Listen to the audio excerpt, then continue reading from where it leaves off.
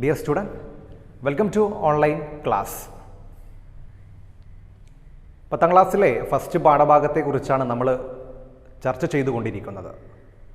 രണ്ട് വിപ്ലവങ്ങളെക്കുറിച്ച് നമ്മൾ പഠിച്ചു കഴിഞ്ഞു. ഇന്നിവിടെ ഡിസ്കസ് ചെയ്യാൻ പോകുന്നത് ലാറ്റിൻ അമേരിക്കൻ റവല്യൂഷൻ അഥവാ ലാറ്റിൻ അമേരിക്കൻ വിപ്ലവം.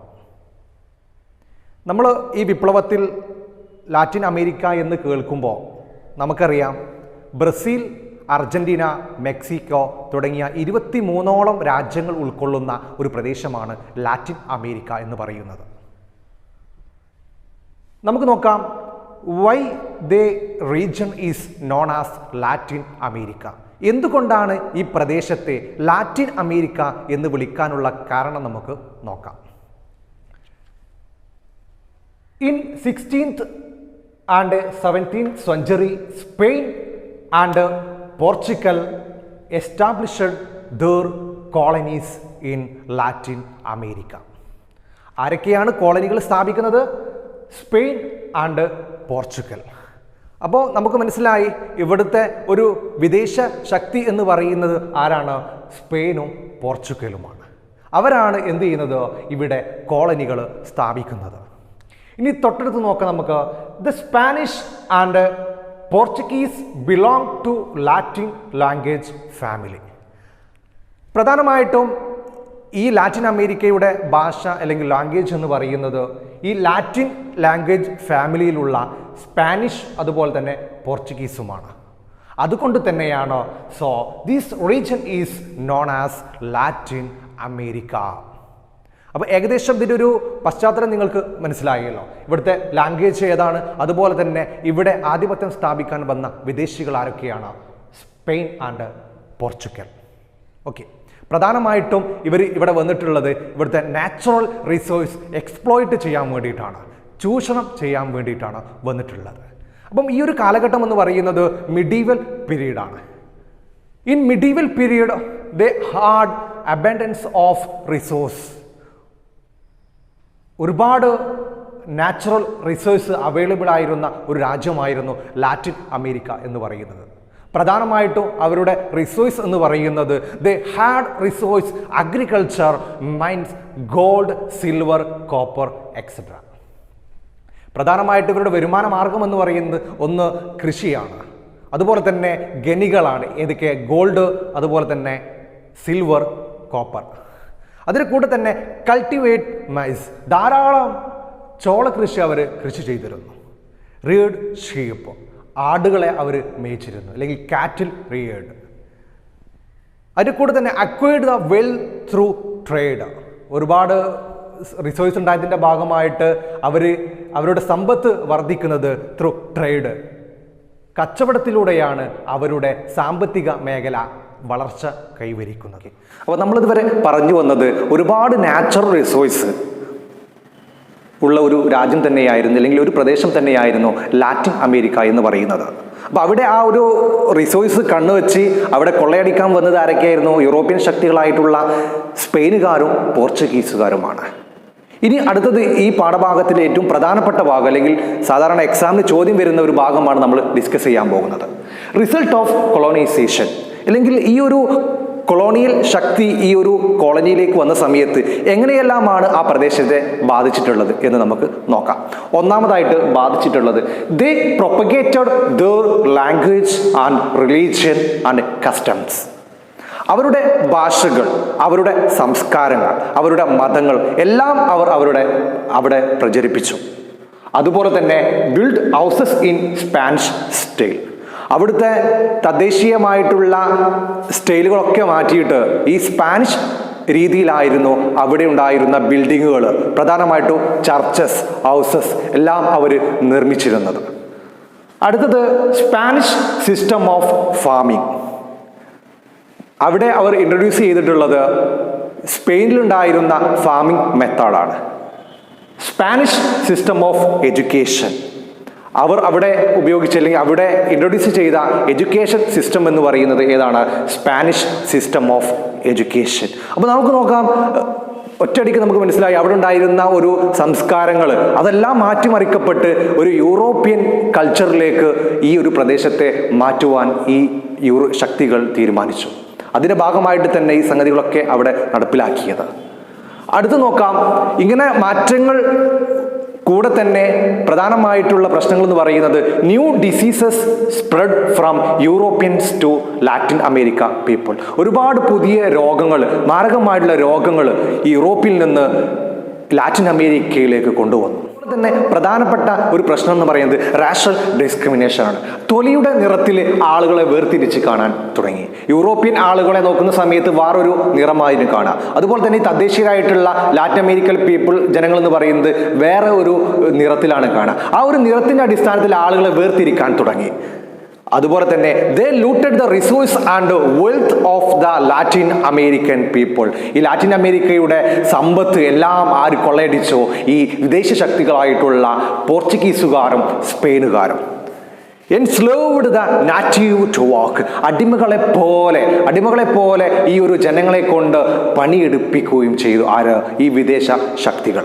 അങ്ങനെ ഈ ഒരു പ്രശ്നം എന്ന് പറയുന്നത് ഈ ഒരു പ്രദേശവാസികളുടെ പ്രധാനപ്പെട്ട ഒരു പ്രശ്നമായിട്ട് ഇത് ഉയർന്നു വരുവാൻ ഒരുങ്ങി. ആ ഒരു സമയത്താണ് ഒരുപാട് ചിന്തകന്മാർ ഇവരുടെ ഈ ഒരു വിപ്ലവത്തിലേക്ക് നയിച്ചിട്ടുണ്ട്.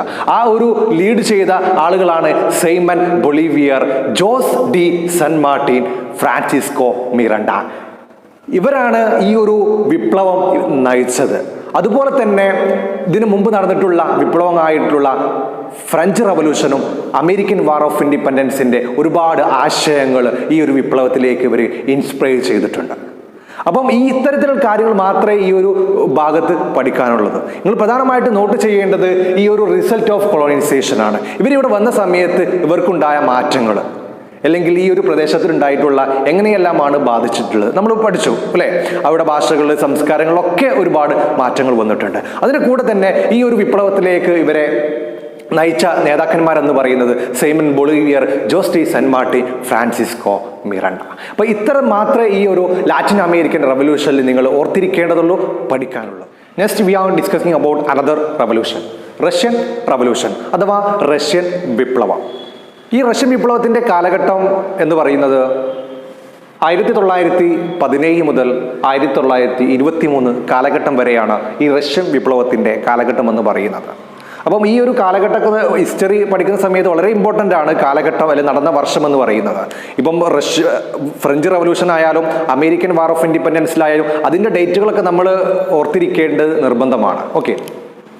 അതുപോലെ തന്നെ ഈ റഷ്യൻ വിപ്ലവത്തിലേക്ക് വരുന്ന സമയത്ത് ആ ഒരു കാലഘട്ടത്തിലെ അല്ലെങ്കിൽ അവിടുത്തെ ഭരണാധികാരികളെ നമ്മൾ വിളിക്കുന്ന പേരെന്ന് പറയുന്നത് സാർ കിങ്സ് അല്ലെങ്കിൽ സാർ ചക്രവർത്തിമാർ എന്നാണ്.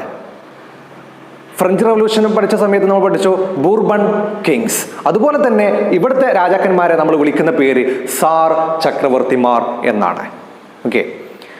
നമുക്ക് പാഠപുസ്തകത്തിൻ്റെ തുടക്കത്തിൽ നമുക്ക് കാണാം, പ്രശസ്തനായിട്ടുള്ള ഒരു റൈറ്ററാണ് മാക്സിം ഗോർക്കി.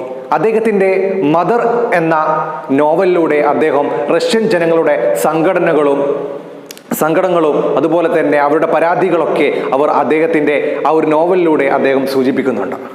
പ്രധാനമായിട്ടും അവിടുത്തെ ജനങ്ങൾ ഡിമാൻഡ് ചെയ്യുന്ന 2 കാര്യങ്ങൾ എന്ന് പറയുന്നത് abolish the private property system and every one has to work. എന്ത് ചെയ്യണം അവിടെ? എന്ത് അബോളിഷ് ചെയ്യണം? ഒരു പ്രൈവറ്റ് പ്രോപ്പർട്ടി സിസ്റ്റം എന്നുള്ള ഒരു സംവിധാനം അവിടെ അവസാനിപ്പിക്കണം. എന്നിട്ട് എന്ത് ചെയ്യണം? എന്തിന് ഇമ്പോർട്ടൻ്റ് നൽകണം? Important the public sector. ഒരു പൊതു ഉടമസ്ഥാവകാശത്തിന് പ്രാധാന്യം നൽകണം ഇവിടെ റഷ്യയിൽ. അതുപോലെ തന്നെ everyone has to work. മുതലാളിയെന്നോ തൊഴിലാളിയെന്നോ എന്നുള്ള വ്യത്യാസമില്ലാതെ എല്ലാവരും എന്ത് ചെയ്യണം? തൊഴിൽ ചെയ്യണം അല്ലെങ്കിൽ ജോലി ചെയ്യണം. ഓക്കെ. ഇനി നമുക്ക് നോക്കാം അവിടുത്തെ ഒരു അന്തരീക്ഷം എങ്ങനെയാണ്, അവിടുത്തെ ജനങ്ങൾ, ഫാമേഴ്സ് തുടങ്ങിയ ഏതെല്ലാം പ്രശ്നങ്ങളാണ് നേരിട്ടത് എന്ന് നമുക്ക് നോക്കാം. First point, farmers and factory workers lead A tragic life. അവിടുത്തെ ജനങ്ങൾ അനുഭവിച്ചിട്ടുള്ള ജീവിതം എന്ന് പറയുന്നത് ഏതാണ്? ഒരു ട്രാജിക് ലൈഫാണ്. Okay. Another point, the low agriculture production affected the farmers income. അവിടെ എന്തേ ഉള്ളൂ? ലോ അഗ്രികൾച്ചർ പ്രൊഡക്ഷനെ റഷ്യയിലുള്ളൂ. അത് ജനങ്ങളുടെ വരുമാനത്തെ ബാധിച്ചു. പക്ഷേ കുറഞ്ഞ വരുമാനമാണെങ്കിൽ പോലും ഇവരെന്ത് ചെയ്യണം? Had to pay huge tax. ഉയർന്ന നികുതി ഗവൺമെന്റ് നൽകണം. ഉള്ള കർഷകരാണെങ്കിൽ പോലും കുറഞ്ഞ പ്രൊഡക്ഷൻ മാത്രമേ ഉള്ളൂ. പക്ഷെ മോർ ഓവർ ഫാമേഴ്സ് ലാൻഡ്ലെസ്, അവർക്ക് എന്തില്ല? ഭൂമിയില്ല. എന്നിട്ട് പോലും അവർ എന്ത് നൽകണം? ഹ്യൂജ് ടാക്സ് ഗവൺമെന്റ് നൽകണം. അത് അവരുടെ പ്രധാനപ്പെട്ട ഒരു പ്രശ്നം തന്നെയാണ്. അതുപോലെ തന്നെ അടുത്ത് നോക്കാം, Russia was rich in natural resource. ഉയർന്ന പ്രകൃതി വിഭവങ്ങൾ ഉള്ള ഒരു പ്രദേശമാണ് റഷ്യ എന്ന് പറയുന്നത്. പക്ഷേ അവിടുത്തെ ഇൻഡസ്ട്രിയൽ പ്രൊഡക്ഷൻ എന്ന് പറയുന്നത് എന്താണ്?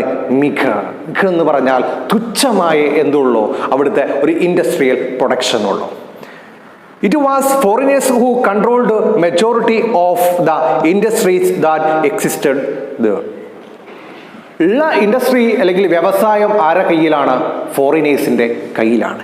ഇത്തരത്തിലുള്ള പ്രശ്നങ്ങളാണ് പ്രധാനമായിട്ടും റഷ്യൻ ജനവിഭാഗം അനുഭവിച്ചിട്ടുള്ളതെന്ന് പറയുന്നത്.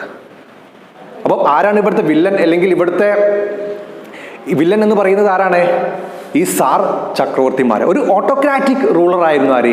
ഈ സാർ ചക്രവർത്തിമാരെന്ന് പറയുന്നത്. ഓക്കെ, അപ്പം ഈ ഒരു ജനങ്ങൾ, പീപ്പിൾ അഗെയിൻസ്റ്റ് റൂളേഴ്സ്.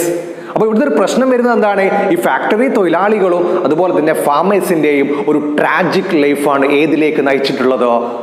ഒരു റെവല്യൂഷനിലേക്ക് നയിച്ചിട്ടുള്ളത്. ഇവർക്ക് ഇതിൽ നിന്ന് എന്ത് വേണം? ഒരു മാറ്റം വേണം, ഒരു ചേഞ്ച് വേണം. അതാണ് ഒരു റഷ്യൻ വിപ്ലവത്തിലേക്ക് നയിക്കുന്നത്. ഓക്കെ, അപ്പം ഈ ഒരു ഭാഗങ്ങളാണ് പ്രധാനമായിട്ടും അവിടെ പ്രശ്നങ്ങൾ ഉള്ളത്. ഇനി അടുത്ത് നോക്കാം നമുക്ക്. ഈ ഒരു പ്രശ്നങ്ങളെ മുൻനിർത്തി ഇവർ ഒരു വിപ്ലവത്തിലേക്ക് പോവുകയാണ് ചെയ്യുന്നത്. അങ്ങനെ അവർക്ക് സഹായിച്ചിട്ടുള്ള പ്രധാനപ്പെട്ട ചിന്തകന്മാർ എന്ന് പറയുന്നത് ഇവരാണ്. റഷ്യൻ വിപ്ലവത്തിലേക്ക് പ്രധാനമായിട്ടും സ്വാധീനിച്ച ചിന്തകന്മാരെന്ന് പറയുന്നത് Maxim Gorky, Leo Tolstoy, Ivan Turgenev, Anton Chekhov. ഈ ആളുകളാണ് ഈ റഷ്യൻ വിപ്ലവത്തിലേക്ക് ഒരുപാട് തരത്തിലുള്ള അവരുടെ കഥകളിൽ, അവരുടെ നോവല്, അവരുടെ എഴുത്തുകളിലൊക്കെ ഈ കർഷകരുടെയും തൊഴിലാളികളുടെയും ദുരിതപൂർണമായിട്ടുള്ള ജീവിതത്തെ അവർ പകർത്തുകയുണ്ടായി. ഇത്തരത്തിലുള്ള ഈ ആളുകളാണ് ഈ ഒരു വിപ്ലവത്തിലേക്ക് നയിച്ച പ്രധാനപ്പെട്ട ചിന്തകന്മാരെന്ന് പറയുന്നത്. ആ സെയിം ടൈം അവിടെ പുതിയ ഒരു ഐഡിയോളജി ഫോം ചെയ്യുകയാണ്. That ideology is Marxist ideology, formulated by Friedrich Engels and Karl Marx. ഒരു മാർക്സിസ്റ്റ് ചിന്ത റഷ്യയിൽ വരികയാണ് ഈ ഒരു സമയത്ത്. ഇതിൻ്റെ സ്ഥാപകരായിട്ടുള്ള ആളുകൾ എന്ന് പറയുന്നത് ഫ്രെഡറിക് എംഗൽസും കാൾ മാർക്സും ആളുകളാണ്. പ്രധാനമായിട്ടും ഇവർ പറയുന്നത് എന്താണ്? Supremacy to workers. ഈ ക്യാപിറ്റലിസ്റ്റിന് ഉണ്ടായിരുന്ന ഒരു അധികാര മേധാവിത്വം, സുപ്രമസി ആർക്ക് കൊടുക്കണം? തൊഴിലാളികൾക്ക് നൽകണം. എന്നിട്ട് അവിടെയുള്ള എല്ലാ അധികാരവും ആർക്ക് നൽകണം? തൊഴിലാളികൾക്ക് നൽകണം. അപ്പോൾ ഈ ഒരു മാർക്സിസ്റ്റ് ഐഡിയോളജി ആർക്ക് വേണ്ടിയായിരുന്നു? ഫോർ ദ പീപ്പിൾ, ജനങ്ങൾക്ക് വേണ്ടി, അല്ലെങ്കിൽ വർക്കേഴ്സിന് വേണ്ടിയിട്ടുള്ള ഒരു ഐഡിയോളജി ആയിരുന്നു ഇത് മാർക്സിസ്റ്റ് ഐഡിയോളജി. അപ്പോൾ അത് ഫോർമുലേറ്റ് ചെയ്തത് ഫ്രെഡറിക് എംഗൽസും കാൾ മാർക്സും.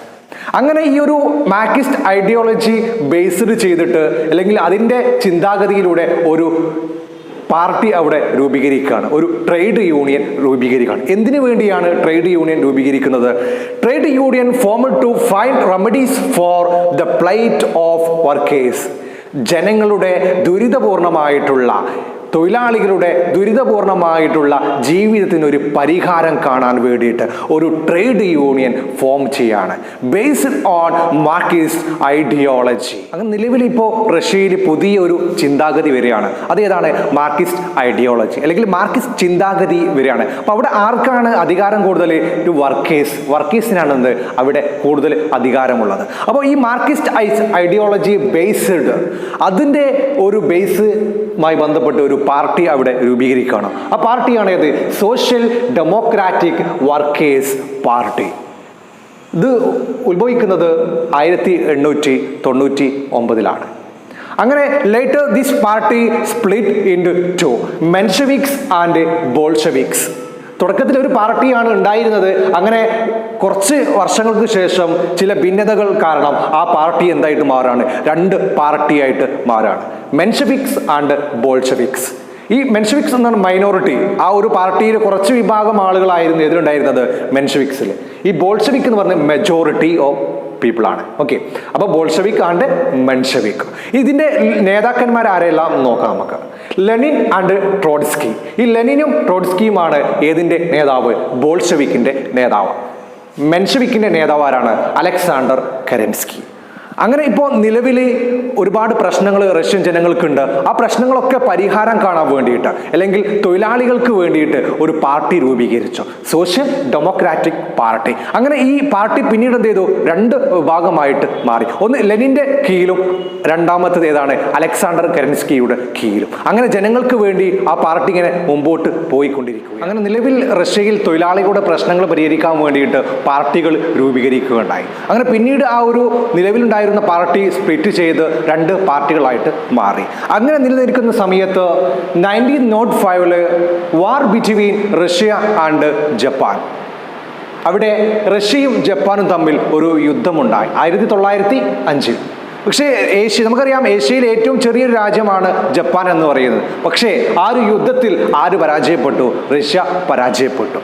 നിലവിൽ തന്നെ അവിടുത്തെ ഒരു സ്ഥിതി എന്ന് പറയുന്നത് വളരെ മോശമായിട്ടുള്ള ഒരു സ്ഥിതിയിലൂടെയാണ് കടന്നു പോകുന്നത്. അങ്ങനെ ആ ഒരു സമയത്ത് on 9 January 1905 workers organised huge March at Petrograd. അങ്ങനെ ആ യുദ്ധം നടന്നു, ഒരുപാട് പ്രശ്നങ്ങളുണ്ടായി. ആ ഒരു സമയത്താണ് വർക്കേഴ്സ് എന്ത് ചെയ്യുന്നത്? ഒരു ഹ്യൂജ് മാർച്ച്, ഒരു വലിയ മാർച്ച് എങ്ങോട്ട് നടത്തുന്നത്? പെട്രോഗാഡ് എന്ന നഗരത്തിലേക്ക് നടക്കുന്നത്. പ്രധാനമായിട്ടും ആ ഒരു മാർച്ചിൽ അവർ ഉന്നയിച്ചിട്ടുള്ള ഡിമാൻഡിങ് എന്ന് പറയുന്നത് political right and economic reforms. ഈ തൊഴിലാളികൾക്ക് എന്ത് വേണം? രാഷ്ട്രീയ അധികാരങ്ങൾ വേണം, അവകാശങ്ങൾ വേണം. അതുപോലെ തന്നെ ഒരു എക്കണോമിക്, സാമ്പത്തിക റിഫോംസ് എവിടെ നിലവിൽ വരണം? റഷ്യയിൽ നിലവിൽ വരണം. അങ്ങനെ രണ്ട് ഡിമാൻഡുകളും ഉന്നയിച്ചുകൊണ്ട് അവരൊരു ഹ്യൂജ് മാർച്ച് നടത്തിക്കൊണ്ടിരിക്കുകയാണ് പെട്രോഗാഡ് എന്ന നഗരത്തിൽ. എന്നാൽ ആ ഒരു സമരത്തെ അടിച്ചമർത്തുവാൻ വേണ്ടി സോൾജേഴ്സ് എന്ത് ചെയ്തെന്ന് ചോദിച്ചാൽ, the march was fired at by the soldiers and hundred of demonstrate were massacred. ആയിരക്കണക്കിന് വരുന്ന പോരാളികൾ, ഈ മാർച്ച് നടത്തിയ ആളുകൾ കൂട്ടക്കൊല ചെയ്യപ്പെട്ടു ആ ഒരു പ്രദേശത്ത്. ഈ ഒരു സംഭവമാണ് ബ്ലഡി സൺഡേ എന്ന് പറയുന്നത്, അല്ലെങ്കിൽ രക്തരൂക്ഷിതമായ ഞായറാഴ്ച എന്ന് പറയുന്നത്. പ്രധാനമായിട്ടും ഇതിൻ്റെ ചെറിയ ഒരു 2 മാർക്കിനൊക്കെ ചോദിക്കാറുള്ള ഒരു ചോദ്യമാണ് it is a bloody Sunday, രക്തരൂക്ഷിതമായ ഞായറാഴ്ച എന്നുള്ളത്. അത് തുടക്കം നിങ്ങൾ പറയണം, ജപ്പാനുമായി ഒരു യുദ്ധം നടന്നു, ആ യുദ്ധത്തിൽ പരാജയപ്പെട്ടു. അതിനുശേഷം എന്ത് ചെയ്തു? ഈ തൊഴിലാളികൾ ഒരു ഹ്യൂജ് മാർച്ച് പെട്രോഗാഡ് നഗരത്തിലേക്ക് നടത്തി. ആ ഒരു മാർച്ചിനെ ഈ സോൾജേഴ്സ് എന്ത് ചെയ്തു? വെടിയുയർത്തു. ആർക്കെതിരെ? ഈ ഒരു പ്രക്ഷോഭകാരികൾക്കെതിരെ.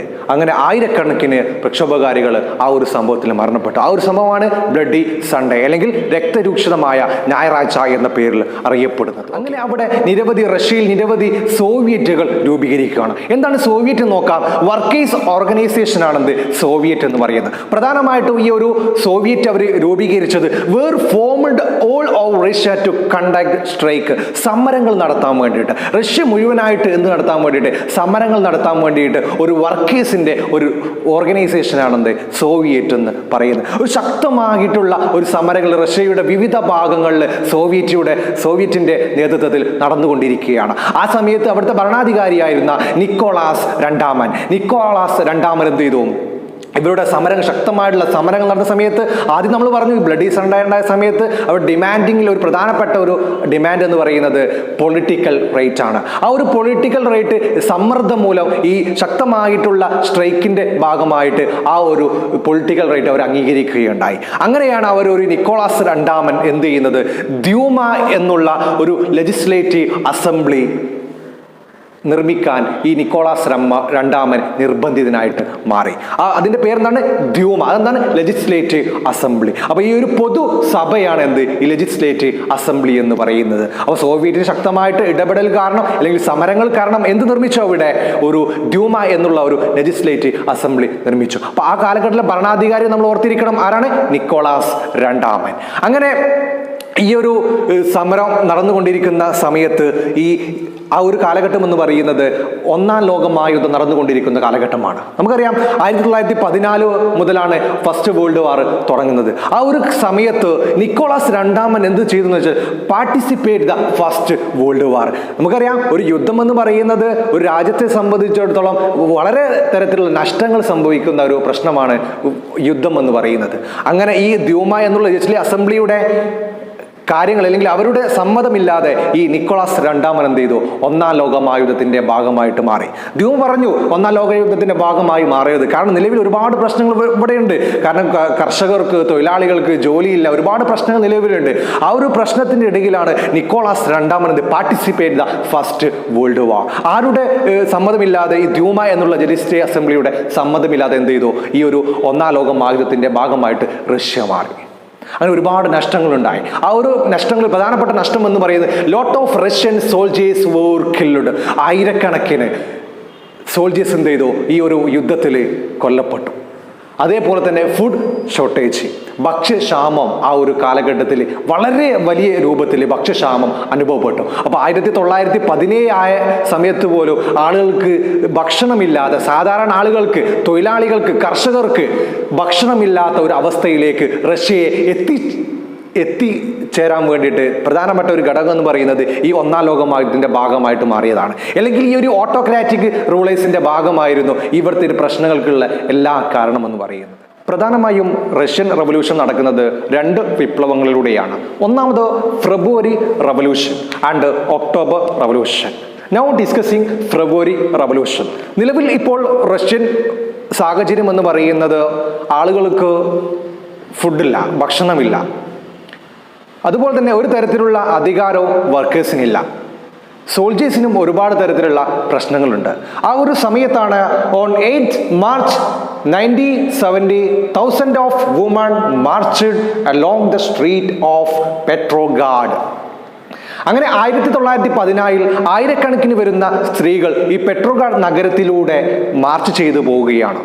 അവർ ഉച്ചത്തിൽ പറഞ്ഞുകൊണ്ടിരിക്കുന്നതാണ് ക്ലമോറിംഗ് ഫോർ ബ്രെഡ്. ഞങ്ങൾക്ക് എന്ത് വേണോ? ഭക്ഷണം വേണം. കാരണം ഓൾറെഡി ഫുഡ് ഷോർട്ടേജ് ആണ്. അങ്ങനെ ആയിരക്കണക്കിന് സ്ത്രീകൾ പ്രധാനപ്പെട്ട നഗരമായിട്ടുള്ള പെട്രോഗ്രാഡിൽ എന്ത് ചെയ്യാണ്? ഭക്ഷണത്തിന് വേണ്ടിയിട്ട് അലറി വിളിക്കുകയാണ് ചെയ്യുന്നത്. Workers also organised protect March in Petrograd. Already അവിടെ മാർച്ച് ചെയ്തുകൊണ്ടിരിക്കുന്നുണ്ട് ആര്? തൊഴിലാളികൾ. അതിൻ്റെ കൂടെ തന്നെയാണ് ആര് വന്നത്? വുമൺ വന്നത്. ആ ഒരു ഫെബ്രുവരി റവല്യൂഷന്റെ പ്രത്യേകത എന്ന് പറഞ്ഞാൽ തുടക്കത്തിലൊക്കെ സോൾജേഴ്സ് ഈ ഒരു സമരത്തെ അടിച്ചമർത്തുകയാണ് ചെയ്തത്. പക്ഷേ പിന്നീട് എന്ത് ചെയ്തു? Soldiers also join with the Soviets. ഈ ഒരു സമരത്തിൻ്റെ കൂടെ ആര് പങ്കെടുത്തു? സോൾജേഴ്സ് പങ്കെടുക്കുകയുണ്ടായി. അത് എന്തുകൊണ്ടാണെന്ന് ചോദിച്ചാൽ ഒന്നാം ലോക മഹായുദ്ധത്തിൽ ഇവർക്കുണ്ടായ നഷ്ടങ്ങൾ മാത്രമേ ഉണ്ടായിരുന്നുള്ളൂ. യുദ്ധം ചെയ്യാൻ രാജാവ് പറയാ, ഇവർ യുദ്ധം ചെയ്യാൻ പോവാ. യാതൊരു തരത്തിലുള്ള ആനുകൂല്യവും ആർക്ക് ലഭിച്ചിട്ടില്ല? സോൾജേഴ്സിന് ലഭിച്ചിട്ടില്ല. അവർക്കും അറിയാം ഇതൊരു നീതി നിഷേധമാണ്. അതുകൊണ്ട് തന്നെയാണ് ഈ ഒരു സമരത്തിന് അനുകൂലമായിട്ട് സോൾജേഴ്സ് ആരുടെ ഭാഗത്ത് നിന്നോ? ഈ ഒരു വർക്കേഴ്സിന്റെ ഭാഗത്ത് നിന്നു. ഓക്കെ, പ്രധാനമായിട്ടും 2 എയിം ആയിരുന്നു ഈ ഒരു റവല്യൂഷനിൽ അവർ ഉന്നയിച്ചിരുന്നത്. Wipe out the tsar rules, tsar ചക്രവർത്തിമാരെ അധികാരത്തിൽ നിന്ന് പുറത്താക്കുക. അതുപോലെ തന്നെ withdraw Russia from first world war. അവിടെ പ്രശ്നങ്ങൾ നിലനിന്നുകൊണ്ടിരിക്കുന്ന, അല്ലെങ്കിൽ റഷ്യ എന്ന് പറയുന്നത് ആ ഒരു സമയത്ത് ഒന്നാം ലോക മഹായുദ്ധത്തിന്റെ ഭാഗത്തായിരുന്നു. അപ്പോൾ ഒന്നാം ലോക മഹായുദ്ധത്തിൽ നിന്ന് റഷ്യ പിന്മാറുക. അതുപോലെ തന്നെ എന്ത് ചെയ്യുക? Wipe out the tsar rules, ഈ സാർ ചക്രവർത്തിമാരെ ഭരണത്തിൽ നിന്ന് പുറത്താക്കുക. പ്രധാനപ്പെട്ട 2 ലക്ഷ്യങ്ങൾ ഈ ഫെബ്രുവരി റവല്യൂഷന്റെ ലക്ഷ്യങ്ങളെന്ന് പറയുന്നത്. ഓക്കെ, അങ്ങനെ ആ ഒരു വിപ്ലവം ഇങ്ങനെ നടന്നുകൊണ്ടിരിക്കുന്ന സമയത്ത് revolutionaries captured the Petrograd and Nicholas was thrown out the power. അധികാരത്തിൽ നിന്ന് നിക്കോളാസ് രണ്ടാമനെ പുറത്താക്കുകയാണ് ഈ ഒരു വിപ്ലവകാരികൾ ചെയ്തിട്ടുള്ളത്. അങ്ങനെ ആ ഒരു നിക്കോളാസ് രണ്ടാമൻ എന്ത് ചെയ്തു? അധികാരത്തിൽ നിന്ന് പുറത്താക്കി. ആര്? ഈ വിപ്ലവാധികാരികൾ. അടുത്ത് നോക്കുക, provisional government was formed under the Alexander Kerensky. അങ്ങനെ നിലവിലുണ്ടായിരുന്ന സാർ ചക്രവർത്തിയായിരുന്ന നിക്കോളാസ് രണ്ടാമനെ പുറത്താക്കിയിട്ട് അവിടെ ആര് അധികാരത്തിലെത്തുകയാണ് ചെയ്യുന്നത്?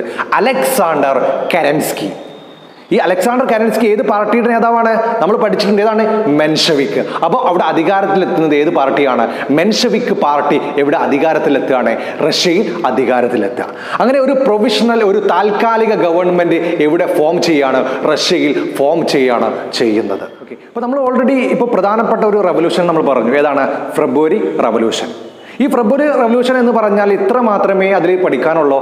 അധികാരത്തിലുണ്ടായിരുന്ന സാർ ചക്രവർത്തിയായിരുന്ന നിക്കോളാസ് രണ്ടാമനെ അധികാരത്തിൽ നിന്ന് പുറത്താക്കി ആര് അധികാരം സ്ഥാപിച്ചു അവിടെ? Alexander Kerensky. അദ്ദേഹത്തിന്റെ പാർട്ടി നമുക്കറിയാം, ഏതാണ്? മെൻഷെവിക്. ഓക്കെ, ഇനി അടുത്ത് പഠിക്കാൻ പോകുന്നത്, അവിടെ ഓൾറെഡി ഇപ്പോൾ ഒരു ഗവൺമെന്റ് അവിടെ ഉണ്ട്, ഒരു പ്രൊവിഷണൽ ഗവൺമെന്റ് ഉണ്ട്, ഒരു താൽക്കാലിക ഗവൺമെന്റ് ഉണ്ട്. അങ്ങനെ ഈ താൽക്കാലിക ഗവൺമെന്റിനെതിരെ ഒരു പാർട്ടിയുടെ അവിടെയുണ്ട്, അധികാരത്തിലില്ലാത്ത പാർട്ടി, ഏതാണ്? ബോൾഷെവിക്. അത് നേതാവാണ് ആര്? ലെനിൻ എന്ന് പറയുന്നത്. ലെനിൻ ആ കാലഘട്ടത്തിൽ സ്വിറ്റ്സർലാൻഡിലായിരുന്നു. അദ്ദേഹം നേരെ എങ്ങോട്ട് വന്ന്? റഷ്യയിലേക്ക് വന്ന് വളരെ ശക്തമായിട്ട് ഈ ഗവൺമെന്റിനെ എതിർത്തു. ആര്? ലെനിനെ. പ്രധാനമായിട്ടും അദ്ദേഹം പറഞ്ഞതാണ്, entire power should be transferred to soviet. പൂർണ്ണമായിട്ടുള്ള അധികാരം ആർക്ക് നൽകണം? സോവിയറ്റുകൾക്ക് നൽകണം, അല്ലെങ്കിൽ തൊഴിലാളികൾക്ക് നൽകണം. എന്നാലേ ഈ ഒരു വിപ്ലവത്തിന്റെ വിജയം, അതിന്റെ പൂർത്തീകരണത്തിലേക്ക് എത്താൻ സാധിക്കുകയുള്ളൂ എന്ന് ആര് പറയാണ്? ലെനിൻ പറയാണ്. അങ്ങനെ ഈ ഒരു അദ്ദേഹത്തിന്റെ ആ ഒരു അഭിപ്രായത്തോട് അദ്ദേഹത്തെ ആരൊക്കെ സപ്പോർട്ട് ചെയ്തു? Bolshevik party and Soviet supported him. അദ്ദേഹത്തെ ഈ ബോൾഷെവിക് പാർട്ടിയും അതുപോലെ തന്നെ സോവിയറ്റുകളും ആരെ സപ്പോർട്ട് ചെയ്തു? ലെനിനെ സപ്പോർട്ട് ചെയ്തു. ഓക്കെ, അങ്ങനെ ഈ ഒരു ഗവൺമെന്റിനെതിരെ സമരങ്ങൾ ആരംഭിക്കാൻ വേണ്ടിയിട്ട്, അല്ലെങ്കിൽ പ്രധാനമായിട്ടും കുറച്ച് ഡിമാൻഡുകൾ അവർ ഉന്നയിച്ചിട്ടുണ്ട്. Demand of the Soviet. ആരുടെ നേതൃത്വത്തിലുള്ള? ഈ ലെനിന്റെ നേതൃത്വത്തിലുള്ള കുറച്ച് ആളുകൾ എന്തിട്ടുണ്ട്, അല്ലെങ്കിൽ ഈ ഒരു ബോൾഷെവിക് പാർട്ടി കുറച്ച് ഡിമാൻഡുകൾ വെച്ചിട്ടുണ്ട്. പ്രധാനപ്പെട്ട ഡിമാൻഡ് എന്ന് പറഞ്ഞാൽ withdraw Russia from first world വാർ. അപ്പോൾ ഓൾറെഡി റഷ്യ എന്താണ്? ഒന്നാം ലോക മഹായുദ്ധത്തിന്റെ ഭാഗമായിട്ട് ഇങ്ങനെ തുടർന്നുകൊണ്ടിരിക്കുകയാണ്. അപ്പം എന്ത് ചെയ്യണം? ഒന്നാം ലോക മഹായുദ്ധത്തിൽ നിന്ന് ആര് പിന്മാറണം? റഷ്യ പിന്മാറണം. രണ്ടാമത്, seize the land own by lord and distribute among the farmers. ഭൂപ്രഭുക്കന്മാരിൽ നിന്ന് ഭൂമി പിടിച്ചെടുത്ത് ആർക്ക് വിതരണം ചെയ്യണം? കർഷകർക്ക് വിതരണം ചെയ്യണം. Make factories public property. അപ്പൊ നിലവിലുള്ള ഒരു ഫാക്ടറി സിസ്റ്റം എന്ന് പറയുന്നത് പ്രൈവറ്റ് സിസ്റ്റമാണ്. അത് എന്ത് ചെയ്യണം? പബ്ലിക് പ്രോപ്പർട്ടി ആക്കിയിട്ട് മാറ്റണം. ഇത്തരത്തിലുള്ള ഡിമാൻഡുകൾ മുമ്പോട്ട് വെച്ച് ഈ ഒരു ബോൾഷെവിക് പാർട്ടി, ലെനിന്റെ നേതൃത്വത്തിലുള്ള സോവിയറ്റുകൾ ആർക്കെതിരെ തിരിയാണ്? Against the provisional government. Provisional ഗവൺമെന്റിൽ ആര് അധികാരത്തിലുള്ളത്? മെൻഷെവിക്കോ. നേതാവാരായിരുന്നു? Alexander Kerensky. അങ്ങനെ ഈ ഒരു സമരം ഇങ്ങനെ മുമ്പോട്ട് പോയിക്കൊണ്ടിരിക്കും. ഇപ്പോൾ നിലവിൽ റഷ്യയിലെ ഒരു അവസ്ഥ എന്ന് പറയുന്നത്, ഈ ഒരു പ്രൊഫഷണൽ ഗവൺമെന്റിനെതിരെ ആര് തിരിഞ്ഞു?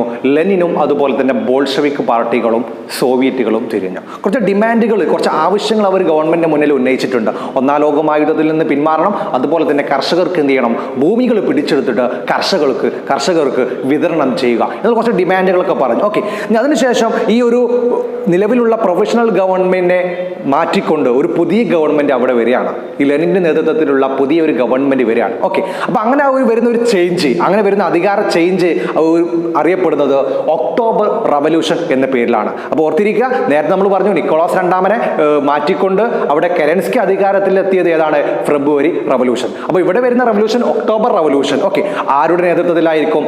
Under the leadership of Lenin. Okay, ഈ നോക്കാം നമുക്ക് ഈ ഒരു വിപ്ലവത്തിന്റെ കാര്യങ്ങൾ എങ്ങനെയെല്ലാം നോക്കാം. In 1970 October, Bolshevik organised an armed rebellion against the provisional government. ഒരു സായുധ കലാപമാണ് ആർക്കെതിരെ? Against the professional government. ആരാണ് ഓർഗനൈസ് ചെയ്തത്? Bolshevik party. അപ്പൊ അത് നേതാവ് ലെനിൻ. ഏതാണ് ദിവസം? ഒക്ടോബർ ആണ്. ഒക്ടോബർ 1970. ശക്തമായിട്ടുള്ള ഒരു സായുധ കലാപം ആരംഭിച്ച് അതിന്റെ ഭാഗമായിട്ട് Kerensky flood from the country. അദ്ദേഹം എന്ത് ചെയ്തു?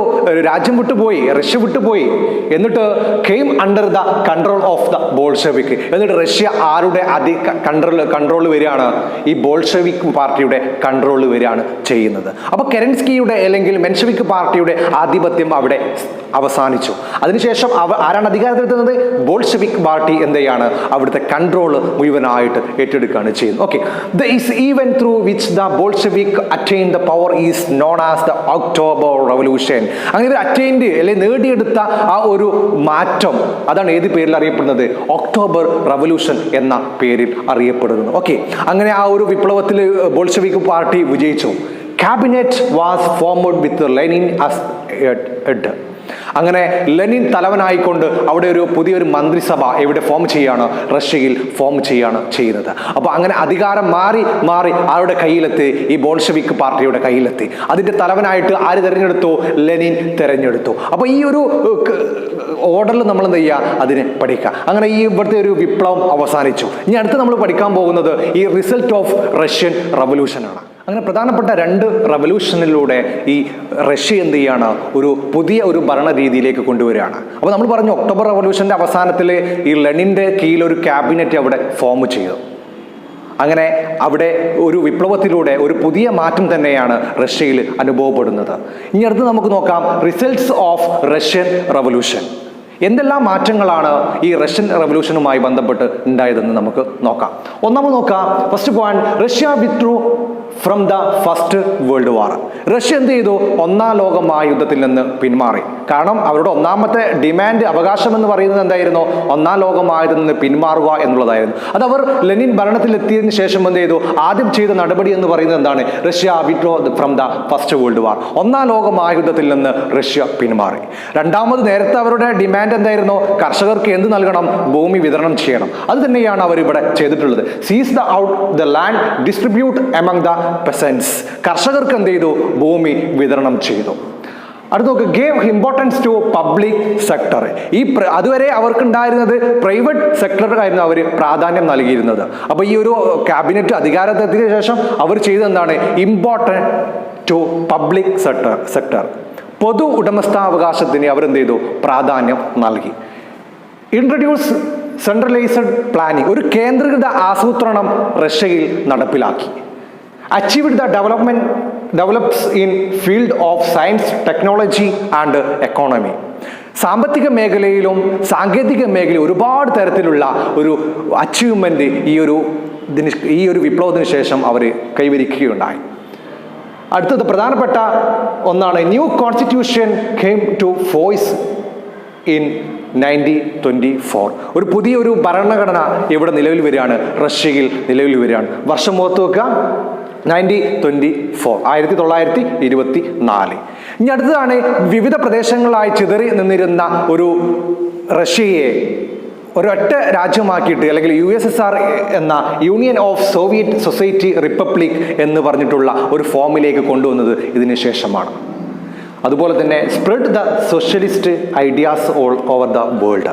ലോകത്തിൻ്റെ എല്ലാ ഭാഗത്തും ഈ സോഷ്യലിസത്തിൻ്റെ ഐഡിയകൾ പ്രചരിപ്പിക്കാൻ തുടങ്ങി. അപ്പോൾ പ്രധാനമായിട്ടും ഈ ഭാഗത്ത് നിന്ന് ഈ ഒരു റഷ്യൻ റവല്യൂഷനെ ഒരു 4 മാർക്കിന് ചോദിക്കാറുള്ളത് റിസൾട്ട് ഓഫ് റഷ്യൻ റവല്യൂഷനാണ്. ഈ ഫസ്റ്റ് രണ്ടെണ്ണം വളരെ ഈസിയാണ്, നേരത്തെ നമ്മൾ ഓൾറെഡി പഠിച്ചതാണ്. ഇത് കറക്റ്റ് നിങ്ങൾ നോക്കുക, വളരെ സിമ്പിളായിട്ടുള്ള ഒരു ഭാഗം തന്നെയാണ് ഈ റിസൾട്ട്സ് ഓഫ് റഷ്യൻ റവല്യൂഷൻ എന്ന് പറയുക. നമ്മൾ പാഠഭാഗത്തിലെ ഏറ്റവും അവസാനത്തെ വിപ്ലവത്തെക്കുറിച്ചാണ് നമ്മൾ പഠിക്കാൻ പോകുന്നത്.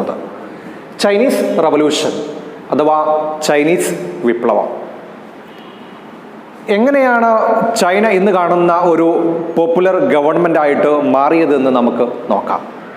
ഇതിൻ്റെ ആദ്യകാല ചരിത്രത്തിലേക്ക് നമ്മൾ നോക്കുന്ന സമയത്ത് പ്രധാനപ്പെട്ട 2 സംഭവ വികാസങ്ങൾ അവിടെ നടന്നിട്ടുണ്ട്. ഇത് ഫോറിനേഴ്സുമായി ബന്ധപ്പെട്ടതാണ്.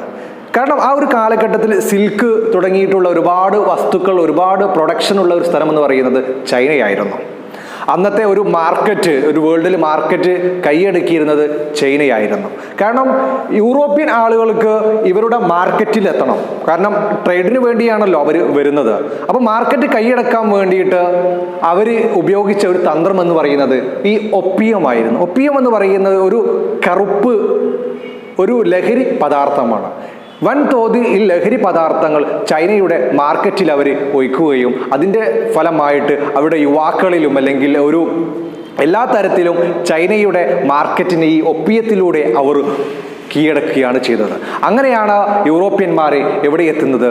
ചൈനയുടെ മാർക്കറ്റിൽ എത്തുന്നത്.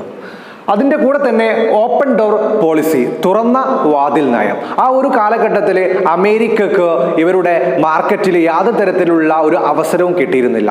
ആ ഒരു സമയത്താണ് തുറന്ന വാതിൽ നയം എന്ന ഒരു നയത്തിലൂടെ അമേരിക്കയും ആരുടെ കമ്പോളത്തിലെത്തുന്നത്?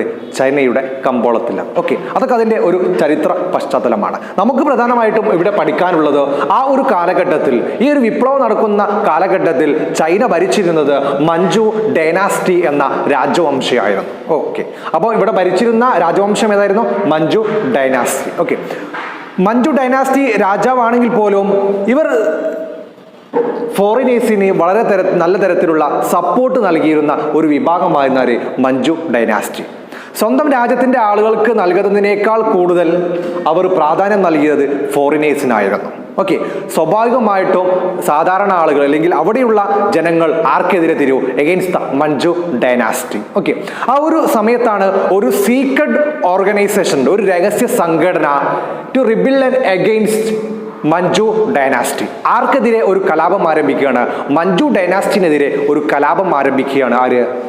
ഈ ഒരു സീക്രട്ട് ഓർഗനൈസേഷൻ, ഒരു രഹസ്യ സംഘടന. ഇതിന്റെ വർഷം എന്ന് പറയുന്നത് ഓർത്തു വെക്കുക, 1900-ലാണ് എന്ത് ചെയ്യുന്നത്? ഈ ഒരു സീക്രട്ട് ഓർഗനൈസേഷൻ ആർക്കെതിരെ തിരിയുന്നത്? ഈ മഞ്ജു ഡൈനാസ്റ്റിനെതിരെ തിരിയുന്നത്. ഓക്കെ, അങ്ങനെ ആ ഒരു റിബെല്ലൻ അറിയപ്പെട്ട പേര് ബോക്സർ റിബെല്ലൻ എന്നാണ്. അങ്ങനെ അറിയപ്പെടാനുള്ള കാരണം എന്ന് പറയുന്നത് അവരുടെ എംബ്ലം, അവരുടെ ഈ സീക്രട്ട് ഓർഗനൈസേഷന്റെ എംബ്ലം എന്ന് പറയുന്നത് ബോക്സർ ഫിസ്റ്റ് ആണ്. നമ്മൾ ബോക്സറിന് ഉപയോഗിക്കുന്ന ആ ഒരു മുഷ്ടിയായിരുന്നു ആരുടെ ചിഹ്നം? ഈ സീക്രട്ട് ഓർഗനൈസേഷന്റെ. അതുകൊണ്ട് തന്നെയാണ് ഈ ഒരു റിബെല്ലൻ ഏത് പേരിൽ അറിയപ്പെടുന്നത്? ബോക്സർ റിബെല്ലൻ എന്ന പേരിൽ അറിയപ്പെടുന്നത്. വർഷം ഓർത്തിരിക്കുക, 1900. പക്ഷേ ഈ ഒരു റിബെല്ലൻ എന്തായിരുന്നു? ഫെയിലിയർ ആയിരുന്നു, പരാജയപ്പെട്ടു. പക്ഷേ പരാജയപ്പെട്ടെങ്കിൽ പോലും ഇനി വരുന്ന, അല്ലെങ്കിൽ ഈ ഗവൺമെന്റിനെതിരെ പോരാടാൻ ഇനി വരുന്ന നേതാക്കന്മാർക്കും ജനങ്ങൾക്കും ഒരു ഇൻസ്പിറേഷൻ നൽകിയ, പ്രചോദനം നൽകിയ ഒരു റിബെല്ലൻ തന്നെയായിരുന്നു ഇത് ബോക്സർ റിബെല്ലൻ എന്ന് പറയുന്നത്. അങ്ങനെ 1900 നടന്ന ബോക്സർ റിബെല്ലൻ പരാജയപ്പെട്ടെങ്കിൽ പോലും തുടർന്ന് വന്ന പോരാട്ടങ്ങൾക്ക് പ്രചോദനമാകിയിട്ടുണ്ട് ഏത്? Boxer rebellion. അങ്ങനെ 1911 doctor Sun Yat Sen lead a revolution against Manchu dynasty. അങ്ങനെ 1914 ഡോക്ടർ സൺ യാത് സെന്റെ നേതൃത്വത്തിൽ ഒരു വിപ്ലവം നടന്നു. ആർക്കെതിരെ? മഞ്ജു ഡൈനാസ്റ്റി. അങ്ങനെ ആ വിപ്ലവം വിജയിച്ചു.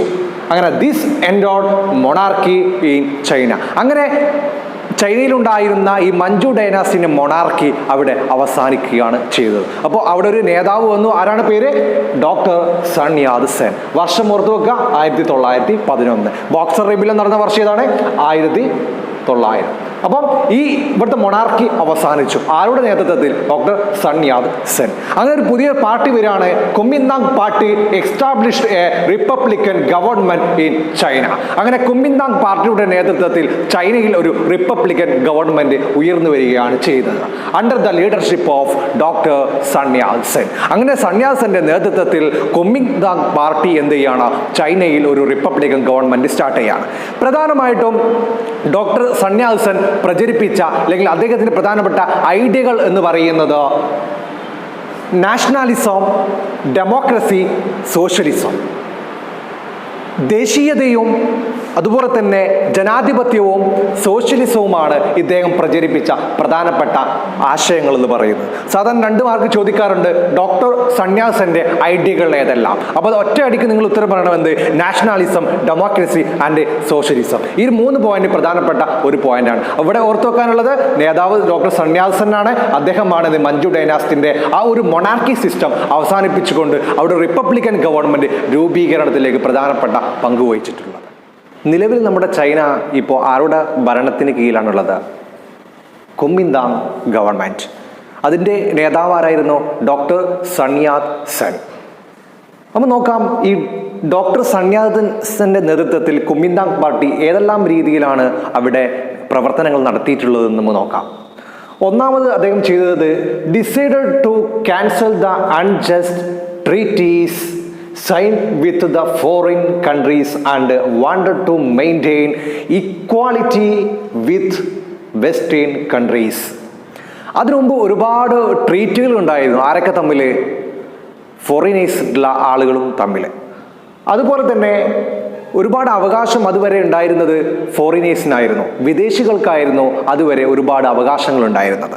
അപ്പോൾ ആ സമയത്ത് ഈ കുമിന്താങ് പാർട്ടി വന്നതിന് ശേഷം ഒരു ഇക്വാളിറ്റി, ഒരു തുല്യ അവകാശം അവിടുത്തെ പാർട്ടിക്കും അതുപോലെ തന്നെ വിദേശികൾക്കും തുല്യ അവകാശമാക്കിയിട്ട് അവർ മാറ്റി. അടുത്തതാണ് the Kuomintang republic adopted measures for the progress of agriculture and industry. കാർഷിക മേഖലയിലും വ്യാവസായിക മേഖലയിലും ഒരുപാട് വലിയ തരത്തിലുള്ള മാറ്റങ്ങൾ കുമിന്താങ് പാർട്ടി അവിടെ കൊണ്ടുവന്നു. അതുപോലെ തന്നെ ആ ഒരു കാലഘട്ടത്തിൽ തന്നെയാണ്, അല്ലെങ്കിൽ ഈ പാർട്ടി ഭരിച്ചുകൊണ്ടിരിക്കുന്ന സമയത്ത് തന്നെയാണ് China received assistant from Russia. റഷ്യയുടെ സഹായം ആര് തേടിയിട്ടുണ്ട്? ചൈന തേടിയിട്ടുണ്ട്. അതുകൊണ്ട് തന്നെയാണ് ആ ഒരു സമയത്ത് തന്നെയാണ് ഈ ഒരു കാലഘട്ടത്തിൽ Chinese communist party was form. ഈ ഒരു കാലഘട്ടത്തിലാണ് ചൈനീസ് കമ്മ്യൂണിസ്റ്റ് പാർട്ടി ഉത്ഭവിക്കുന്നത്. അങ്ങനെ ഈ ഒരു തുടക്കത്തിൽ തന്നെ കമ്മ്യൂണിസ്റ്റ് പാർട്ടിയും ഈ കുമിന്താങ് പാർട്ടിയും വലിയ ഒരു ഓപ്പറേഷനിലായിരുന്നു മുമ്പോട്ട് പോയിരുന്നത്. വലിയ സഹകരണത്തിലൂടെയായിരുന്നു. കാരണം ജനങ്ങളുടെ പ്രശ്നങ്ങൾ പരിഹരിക്കാൻ വേണ്ടിയിട്ട് രണ്ട് പാർട്ടി, കമ്മ്യൂണിസ്റ്റ് പാർട്ടിയും കുമിന്താങ് പാർട്ടിയും വളരെ നല്ല സഹകരണത്തോടു കൂടിയാണ് മുമ്പോട്ട് പോയിരുന്നത്. എന്നാൽ അവിടെ നിലവിൽ ഭരണം നടത്തിയിരുന്നത് ഡോക്ടർ സന്യാസൻ ആയിരുന്നു. അദ്ദേഹത്തിൻ്റെ മരണത്തിന് ശേഷം അവിടെ ഭരണത്തിൽ എത്തിയിരുന്നത് ചിയാങ് കൈഷക്കാണ്. എന്നാൽ ചിയാങ് കൈഷക് ഇവിടെ ഭരണത്തിലെത്തിയ സമയത്ത് ഈ കമ്മ്യൂണിസ്റ്റ് പാർട്ടിയും കുമിന്താങ് പാർട്ടിയും തമ്മിലുള്ള സഹകരണം വഷളമായിട്ട് മാറി. അപ്പം ഇദ്ദേഹത്തിൻ്റെ ഡോക്ടർ സന്യാസന്റെ മരണത്തിന് ശേഷം അധികാരത്തിലെത്തിയതാണ് ചിയാങ് കൈഷക്. അദ്ദേഹത്തിന് ശേഷം എന്ത് ചെയ്തു? കമ്മ്യൂണിസ്റ്റ് പാർട്ടിയും കുമിന്താങ് പാർട്ടിയും വളരെ വലിയ തരത്തിലുള്ള പ്രശ്നങ്ങളിലേക്ക് പോവുകയുണ്ടായി. നിലവിലിപ്പം ചൈന ആരുടെ ഭരണത്തിന് കീഴിലാണ്? ചിയാങ് കൈഷക്കിന്റെ ഭരണത്തിന് കീഴിൽ. അതെങ്ങനെയൊക്കെ വന്ന് നമ്മൾ പറഞ്ഞു അല്ലേ? അപ്പോൾ ആ ഒരു സമയത്ത് കമ്മ്യൂണിസ്റ്റ് പാർട്ടിയും എവിടെയുണ്ട്? ചൈനയിലുണ്ട്. ഈ ചിയാങ് കൈഷക്ക് വന്ന സമയത്ത് കുമിന്താങ് പാർട്ടിയും കമ്മ്യൂണിസ്റ്റ് പാർട്ടിയും തമ്മിലുള്ള സഹകരണം ഇല്ലാതായിട്ട് മാറി. അങ്ങനെ നമുക്ക് നോക്കാം, കുറച്ചു കാലം ചൈന ആരുടെ ഭരണത്തിന് കീഴിലായിരുന്നു? ചിയാങ് കൈഷക്കിന്റെ ഭരണത്തിന് കീഴിലായിരുന്നു. അപ്പോൾ അഡ്മിനിസ്ട്രേഷൻ ഓഫ് ചിയാങ് കൈഷക്കിന്റെ ഭരണരീതി എങ്ങനെയൊക്കെയായിരുന്നു? ഓക്കെ, ആദ്യം തന്നെ നമുക്ക് നോക്കാം. He started military autocracy in China. ഒരു സൈനിക മേധാവിത്വമുള്ള ഒരു ഭരണം ചൈനയിൽ കൊണ്ടുവന്നു. ആര്? Chiang Kaishek. നമ്മൾ പറഞ്ഞു ആദ്യം തന്നെ അവിടുത്തെ ജനങ്ങൾ എന്തിനു വേണ്ടിയായിരുന്നു പോരാടിയിരുന്നത്? മഞ്ചു ഡൈനാസ്റ്റിയുടെ ഈ ഓട്ടോക്രാസിക്കെതിരെ. വീണ്ടും അവിടെ ഈ ചിയാങ് കൈഷക്കിന്റെ ഭരണത്തിന് കീഴിൽ എന്ത് വരികയാണ്? അവിടെ ഒരു ഓട്ടോക്രാറ്റിക് ഇൻ ചൈന. ഓക്കെ, അടുത്ത് നോക്കാം. He gave opportunity for foreign powers including America to freely interfere in China. ചൈനയിൽ വിദേശികൾക്ക് യാതൊരു തരത്തിലുള്ള ഒരു നിയമവുമില്ല, ഇഷ്ടം പോലെ ഒരു ഫ്രീ ആയിട്ട് ഇടപെടാനുള്ള അവസരം ആര് ഒരുക്കി കൊടുത്തോ? ചിയാങ് കൈഷക് ഒരുക്കി കൊടുത്തു.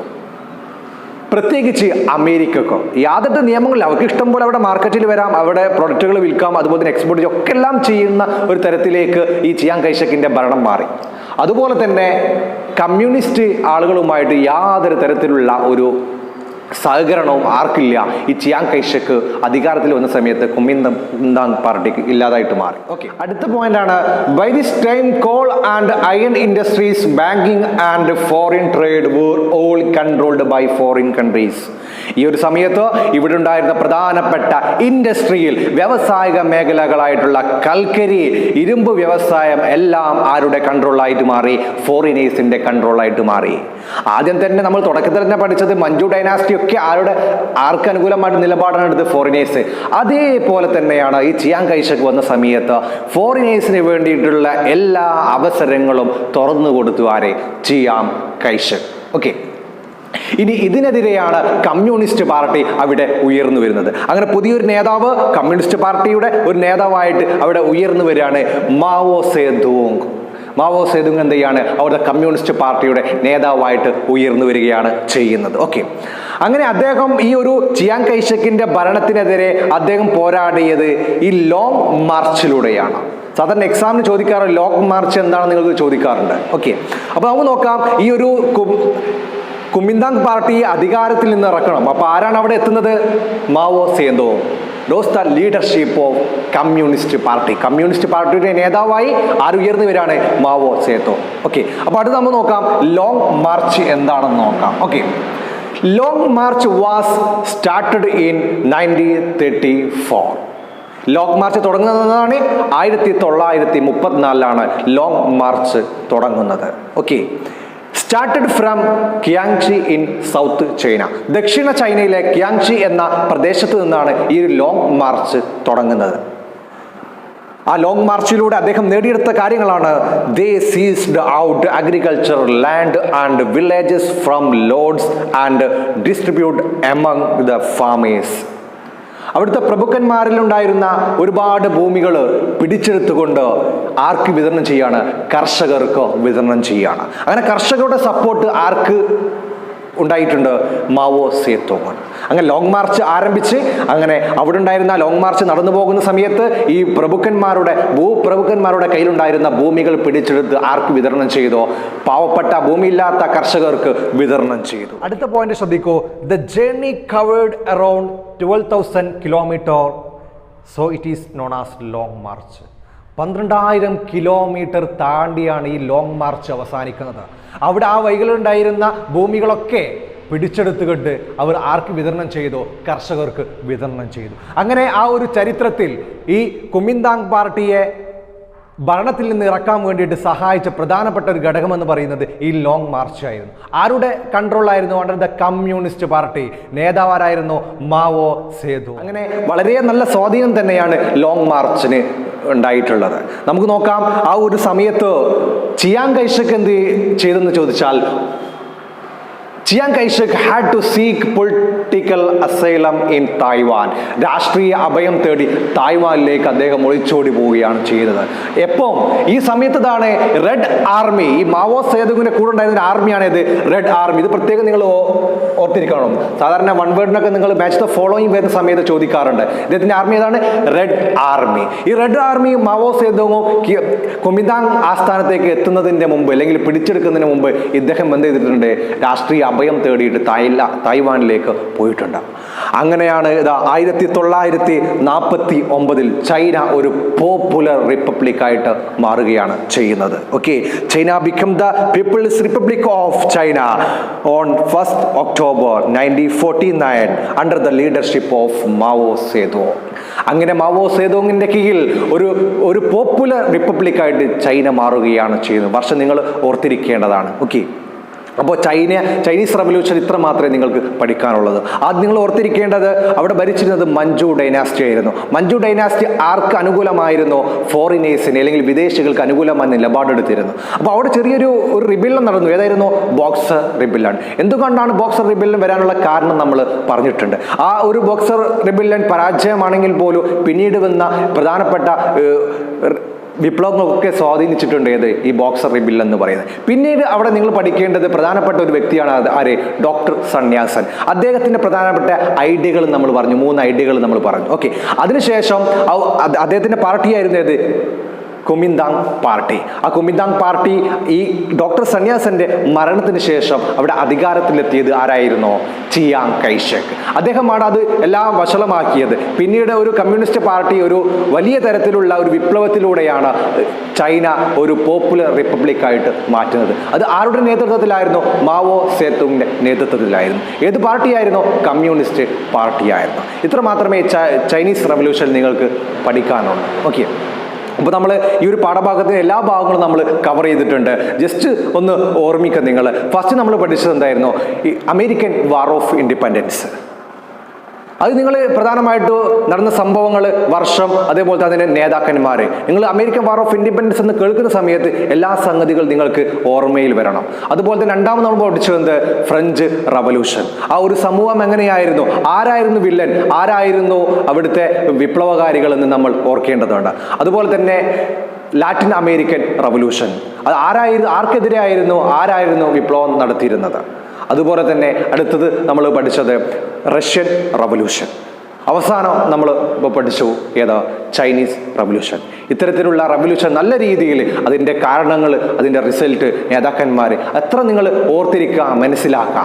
എന്നാൽ ഈ പാഠഭാഗം വളരെ സിമ്പിളായിട്ട് തന്നെ നിങ്ങൾ പഠിക്കും. ഹിസ്റ്ററിയിലെ 1ാമത്തെ ചാപ്റ്റർ ഇവിടെ അവസാനിക്കുകയാണ്. അടുത്ത ചാപ്റ്ററായിട്ടുള്ള ലോകം 20ാം നൂറ്റാണ്ടിൽ എന്ന ചാപ്റ്ററുമായിട്ട് നമുക്ക് കാണാം. Thank you.